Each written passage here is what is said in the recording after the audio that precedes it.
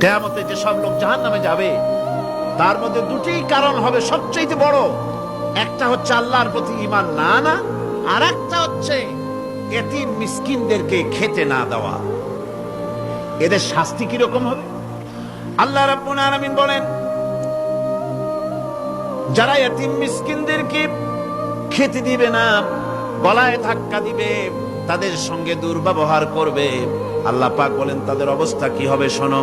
খুযূহু ফাগুল্লুহু সুম্মাল জাহিমা সাল্লুহু। বলা হবে ধরো এই লোকটারে, ধরো আর তাকে তার গলায় ফাঁস লাগাও, তাকে জাহান্নামে নিক্ষেপ করো। নাউযুবিল্লাহি মিন যালিক। আর এরপরে তাকে 70 হাত 70 গজ শিকল দিয়ে তাকে বেঁধে ফেলো, তাকে জাহান্নামে নিক্ষেপ করো।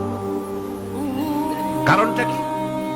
কারণ হলো ইন্নাহু কানা লা ইউমিনু বিল্লাহিল আযীম ওয়া লা ইয়াহুদ্দু আলা তুআমিল মিসকিন। আমি নিক্ষেপ করো, কারণ সে আল্লাহর উপর ঈমান আনে নাই, আর এতিমদেরকে মিসকিনদেরকে খাবারের ব্যাপারে পরস্পরকে উৎসাহিত করে নাই, নিজেও খাওয়ায় নাই, আরো একজনকে উৎসাহিতও করে নাই।